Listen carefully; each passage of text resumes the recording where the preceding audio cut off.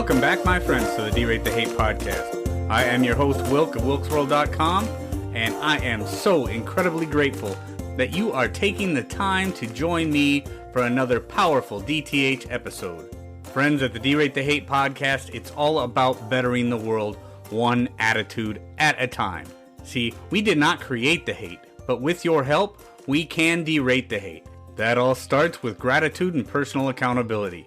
We cannot control everything that happens to us in life, but we can control how we react to it. How we act, how we react, no matter what happens to us, how we react to it makes the difference. Friends, there is only one good thing about a bad attitude, and that is that we have the ability as individuals to change it. Here on the DTH podcast, we strive to bring you great guests and provide tools to do just that. Please be sure to share it with your friends, subscribe if you haven't done so. Ratings and feedback are always greatly appreciated. And with that, let's get to this week's episode. Hey friends, it's a new year, and here is another new episode of the Derate The Hate podcast. Now, I've got one more here in the can with my great friend Julian Adorney guest hosting, and another one that you definitely do not want to miss. He is joined by returning guest Daniel Stone, somebody who's been on the show before. You may remember him from episode 161 when I had Dan on to talk about Are Our Political Rivals As Bad As We Think They Are? And his book, Undo Hate. Now, Dan joins Julian this week to talk about just a novel idea that him and another friend of mine, Zach Elwood, had discussed in a recent article. Is it time for a Depolarization Manhattan Project? It's really a pretty phenomenal idea, being that, as my friend John Wood Jr. says, and I quote quite often, polarization is the one problem that ensures all other problems will not be solved. So listen in as my friends Julian Adorney and Dan Stone talk about, among other things, is it time for a Depolarization Manhattan Project? Now, I'll be back in the seat next week, starting with some fresh new interviews. But until then, stay tuned for this incredible conversation with Julian and Dan Stone. Here we go. Hey everyone, this is Julian Adorney, guest host filling in for my good friend and colleague Will Wilkinson. Today, I'm really thrilled to have Daniel Stone on. He is a behavioral economist who talks a lot about affective polarization. He's been on the show before as a friend of the show, and he just wrote a really fascinating op-ed about toxic polarization, how it presents a historic opportunity for Biden, of all people, to actually make some movement on this. And so yeah, Daniel, thanks so much for hopping on the show. I really appreciate it. Thanks so much for having me. It's good to be here. So you're co-authoring this op-ed with Zachary Elwood, who's another big kind of depolarization player. Can you talk about what prompted you guys to write this piece? Sure. So Zach has I'm a fan of Zach's writing. Zach's a former poker player, but he's gotten into the polarization game, as you say, and he's got a really neat book, and he's done a lot of podcast work and other writing, and I'm a fan of how he thinks. And we were in touch about how we're both scared and worried about what's a lot of people are concerned about the future of the US in a lot of ways. But in the short run, within the next year or so, with this big election looming, we're wondering what's going to happen. What can we do? So we exchanged some thoughts, and the main thought that we write about is this idea that at this point, just about everyone knows polarization is a big problem in America, including across the spectrum, and yet our government isn't doing anything, our leaders aren't doing anything about it. So we have this grassroots, citizens movement to some extent, groups like Braver Angels and other groups. But when a country has a big problem, normally we look to our leaders to address the problem. And that's not really happening. And that strikes us as beyond disappointing. We would call it absurd, because it's just crazy when our biggest, we think it's the country's biggest problem, because it's the problem that prevents us from solving other problems, and it also is directly problematic in a lot of ways, that it's being ignored by our leaders. So there's this question of what could our leaders do? And we propose that our commander in chief, our primary leader, President Biden, use his executive power to not to necessarily take particular actions, but to put together a group ASAP that directly addresses this and studies options for addressing polarization in the near term. So, and we share some ideas for specific things, specific possibilities that this group might look at. We suggest calling it the Depolarization Manhattan Project, because the idea is to mobilize some major resources to solve a major problem that our country, and the Manhattan Project was successful, of course. We put our heads together and the government said, okay, we've got to figure this thing out. We can do it if we try. Let's do that for polarization. And we recognize that politicians typically don't do this, because the problem with one big problem with addressing polarization is you sort of acknowledge that the problem is it's a problem caused by people on both sides. It's not, you can't just blame the enemy. You can't just blame the opposition and say, we're doing everything great. All of our country's problems are due to the other party. Yeah. Right? And that's what politicians, of course, normally do. And that's, of course, what relatively polarized voters do and what they look for.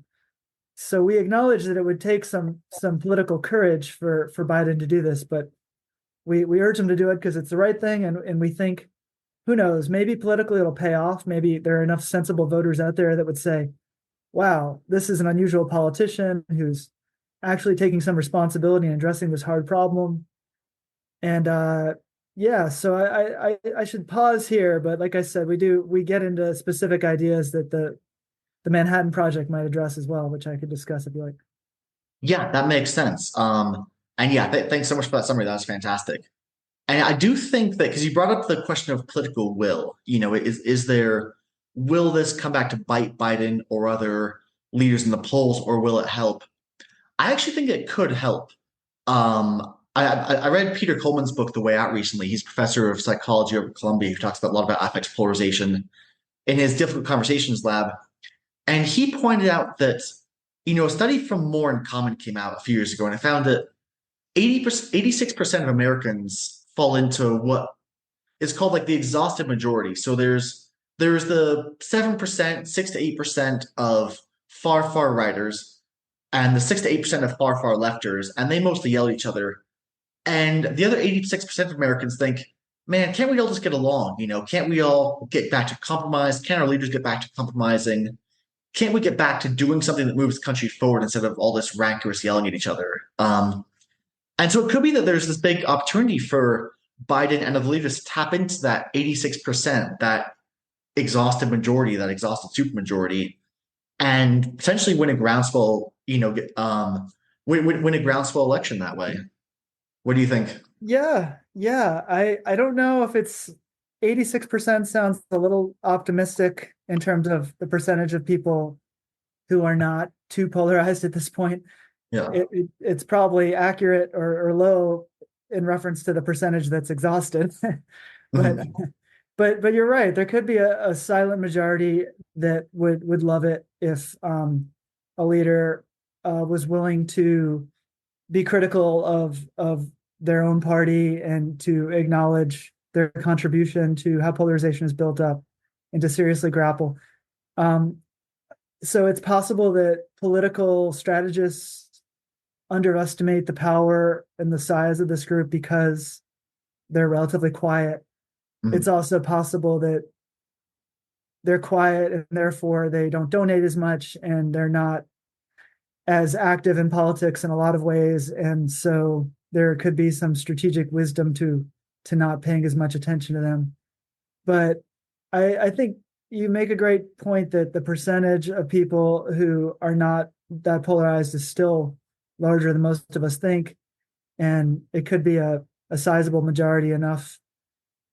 It's so hard to say with this stuff, but I agree that the size of that group might be underrated, and exactly because they tend to be because they're less polarized, they tend to be quieter, and therefore we don't realize how many of them are out there. Yeah.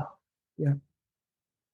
Yeah, I really like how you call the Depolarization Manhattan Project, because obviously the Manhattan Project was created to fight against this existential threat that the U.S. faced. You know, if the U.S. had already created nuclear bombs before the U.S. did, a lot of folks worried that we would be wiped off the face of the map. And similarly, in the op-ed, you talk about affective polarization as a kind of existential threat to the country. And I was wondering if you can talk a little more about that. Sure. I mean, this is a subject of debate in academic literature, but I think there's a good amount of evidence, and it's to a large extent common sense, that affective polarization refers to emotional and polarization, increasing hostility and dislike toward our political opponents, and the more we dislike the other side, the more willing we are to do things that we wouldn't otherwise do, to say the ends justify the means. So it doesn't necessarily make us violent off the bat, but what there is evidence for is that it might make us support a politician who's from our party, who we normally wouldn't support. Even though they're in our party, we might not like them because we think they're corrupt or dishonest, or they're willing to bend the rules in terms of electoral norms or policies, procedures.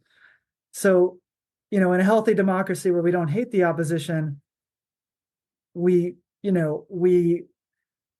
be willing to cross party lines and vote for the other party once in a while. We won't support our side by 100% of the time. Well, whereas the more we hate the opposition, the more willing we are to support people on our side we don't even respect, and the more we're willing to support fighting dirty, fighting harder.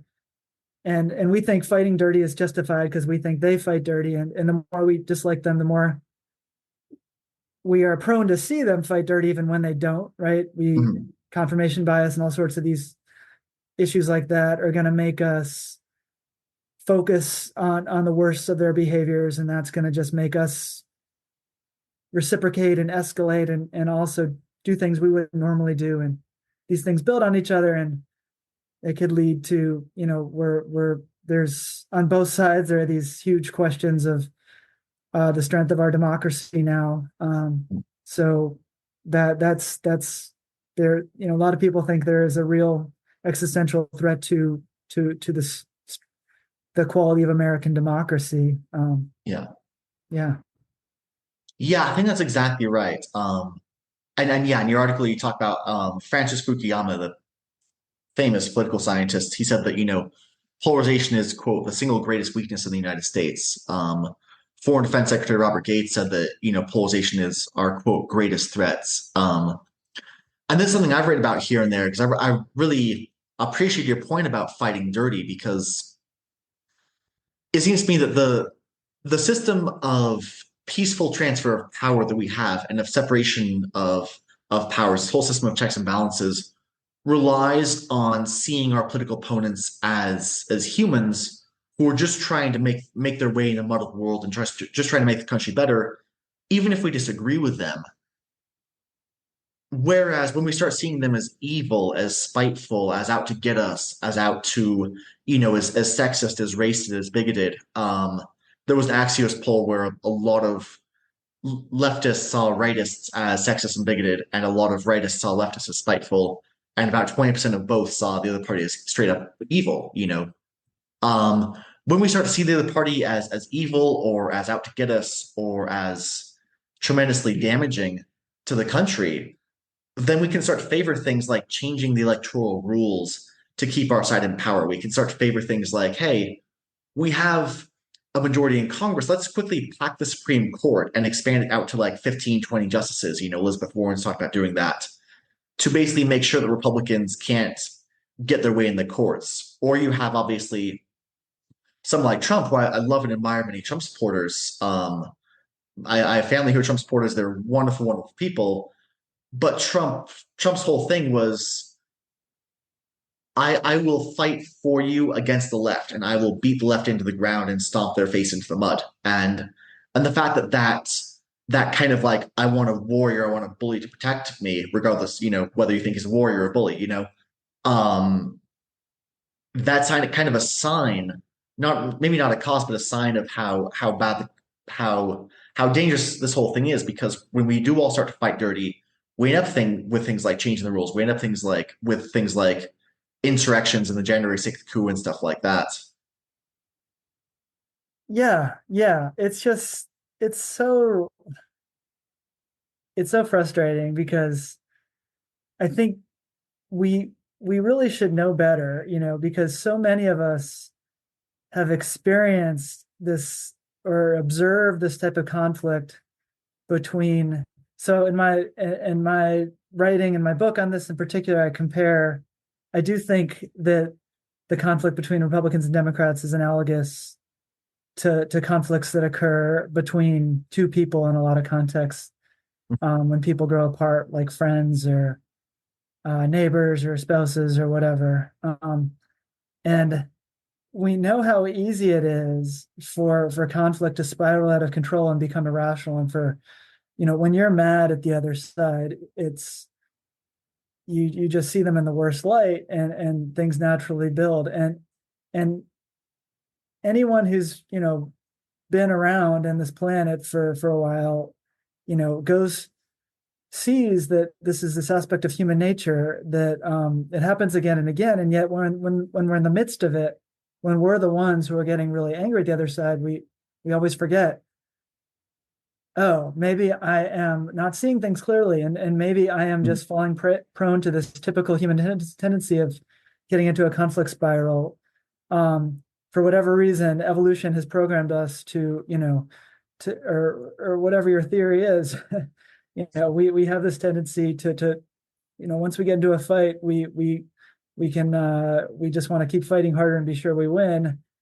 And that can often mean thinking the worst of the other side and perceiving them in an overly negative way, because that motivates us or motivates our tribe to fight more effectively. But it happens in so many fictional, once you start looking out for this, you'll notice that like the plots of so many fictional works are driven by irrational misunderstanding. One side just people get angry with others, and it's almost always due to just a basic misunderstanding or misperception, and thinking that they did something that was just worse than they really did.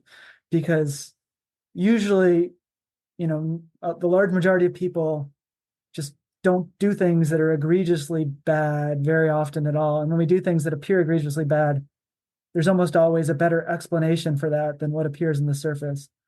And so when you see it happen in a book or a movie, it's like, oh yeah, of course they weren't as bad as it seemed, because if they were, it would have been unrealistically overly simplistic, because it would be like an old Disney movie, for kids or something, with a pure villain. But in reality, we don't have pure villains. When people do things that seem villainous, they've got their reasons, and they've got their histories that make those actions seem actually more reasonable than they seem. And yet, for some reason, we still do it, especially in politics, and we've got to figure this out. So I'm hoping, Zach and I we're hoping we can get people to push. Biden's in charge now, and he's got the power of executive orders.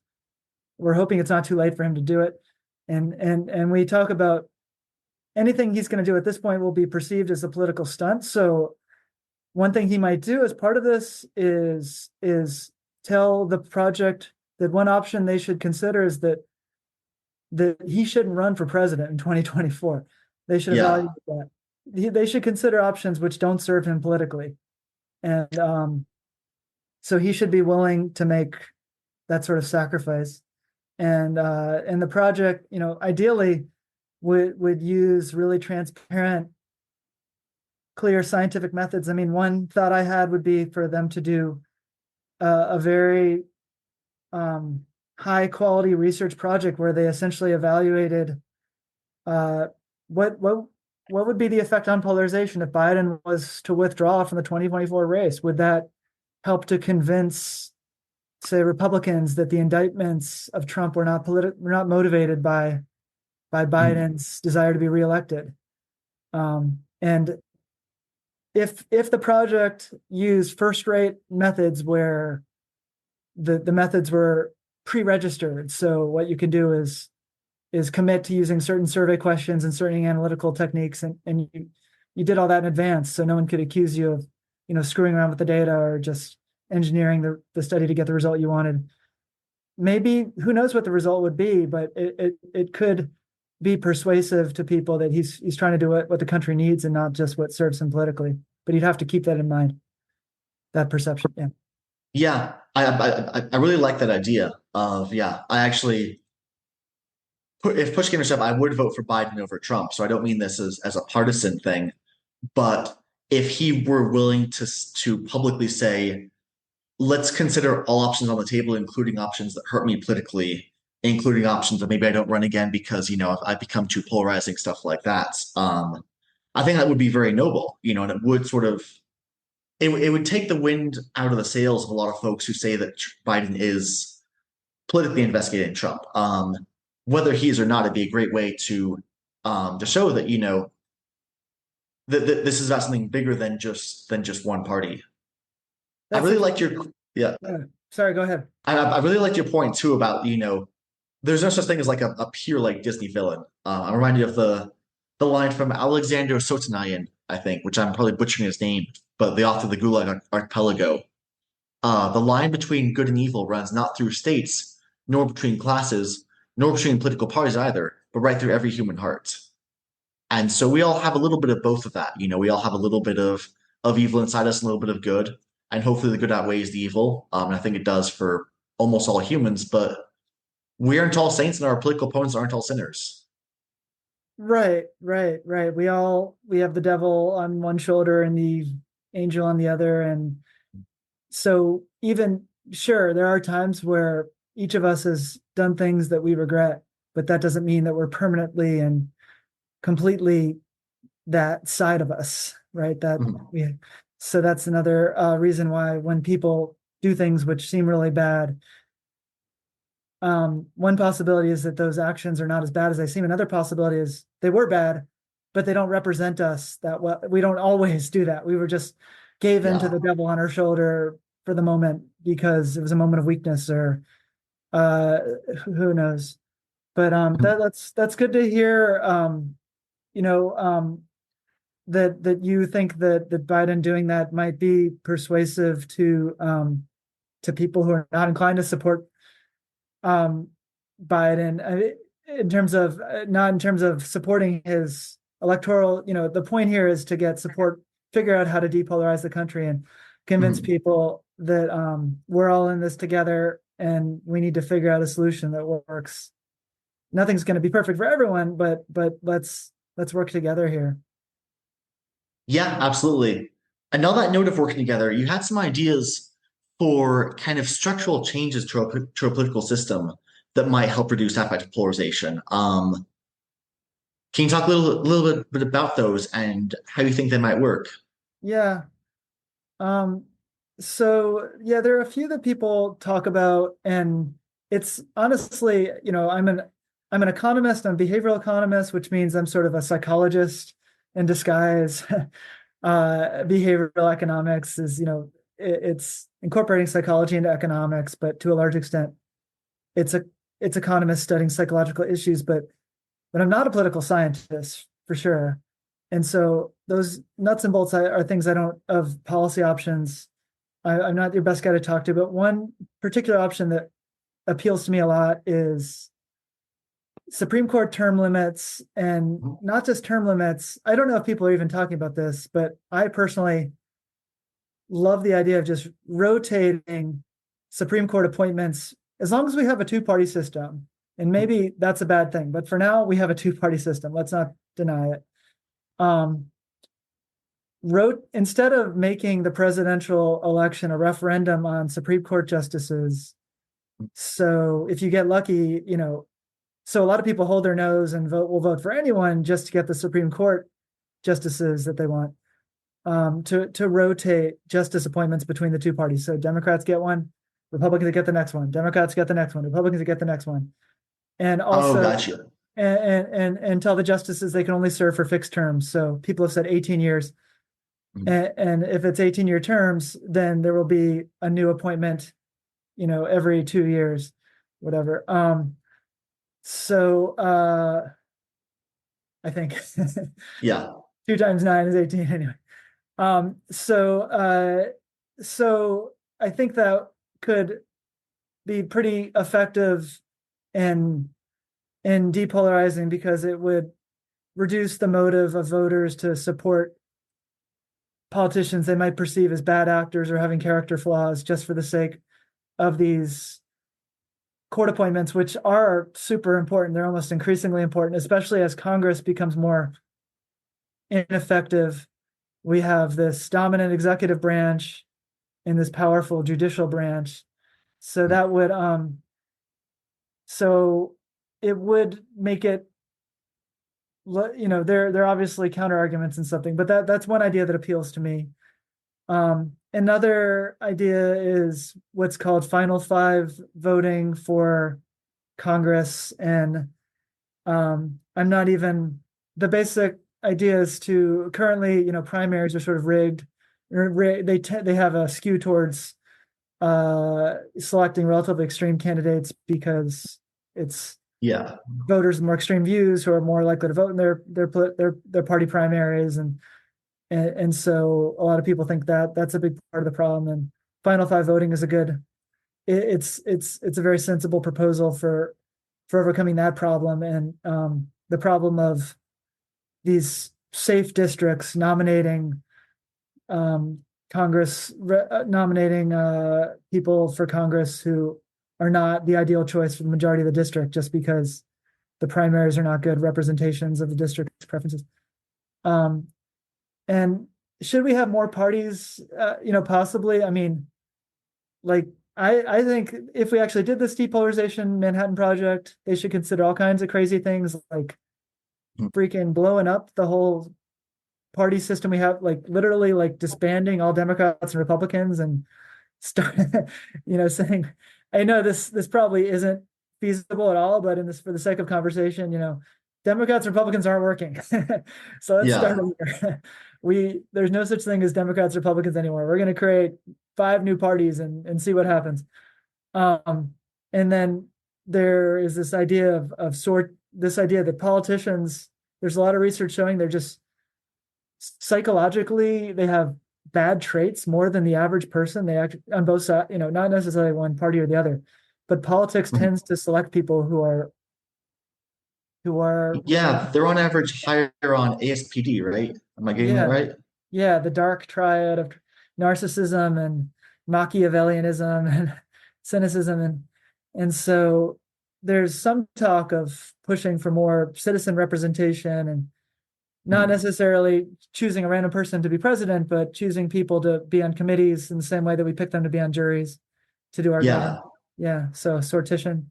Anyway, so there's all kinds of ideas. I think rotating court appointments seems pretty easy. But let the Manhattan Project figure it out. That's what we say. Absolutely.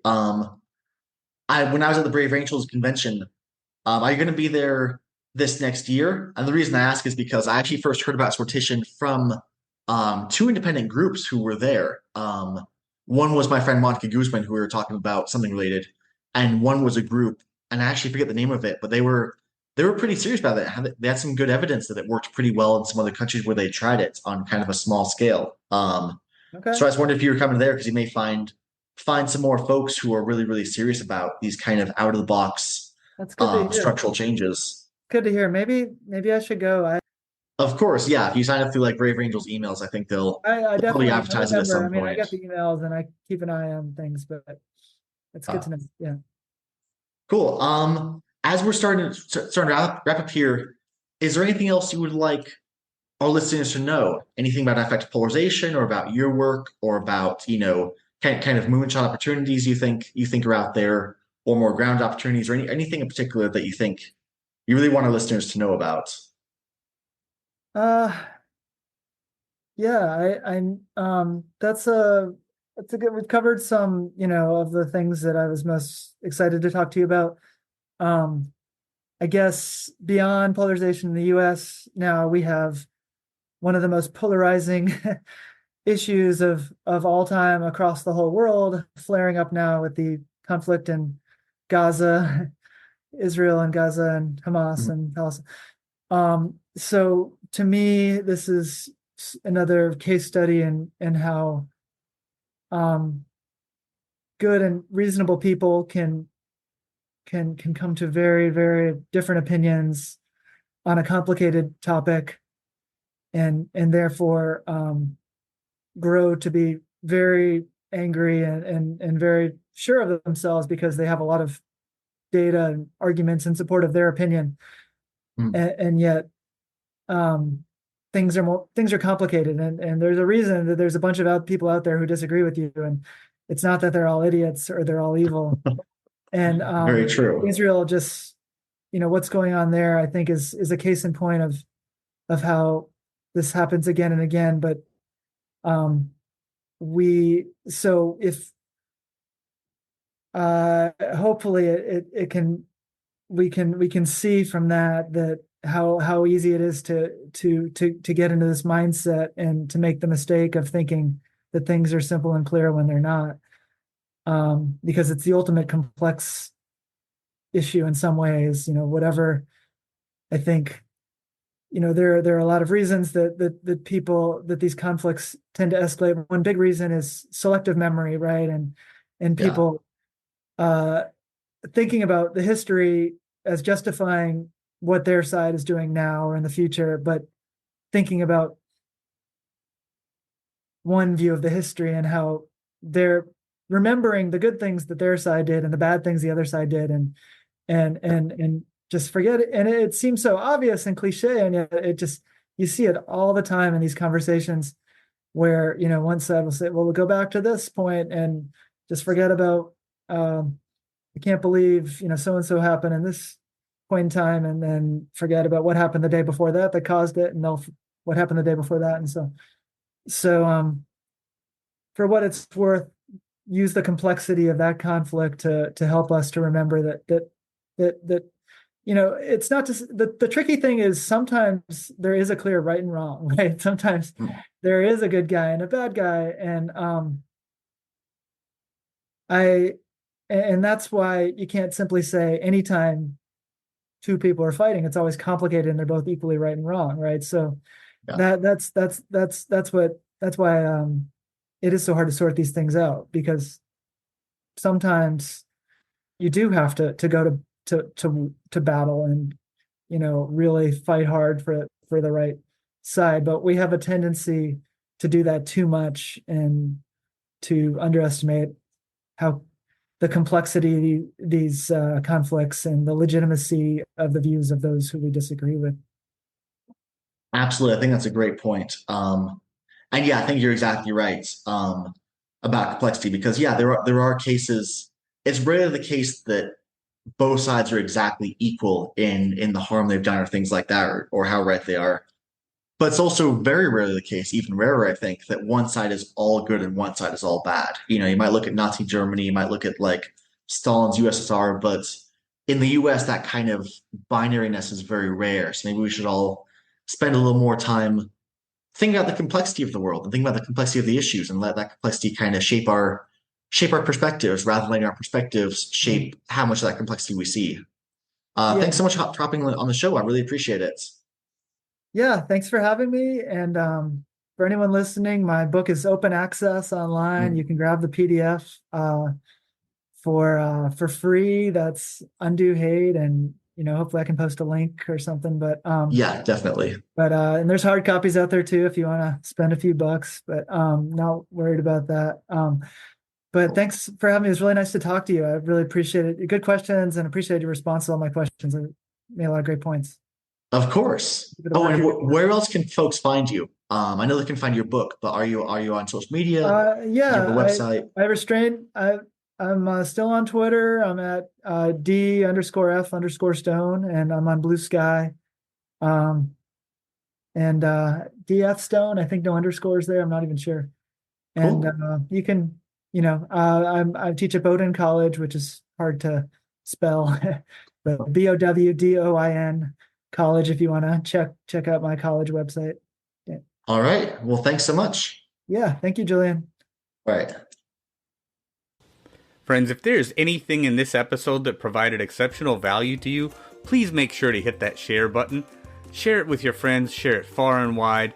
And of course, if you haven't done so already, be sure to subscribe right from our website so you can get the Derate The Hate podcast sent to your email inbox every week.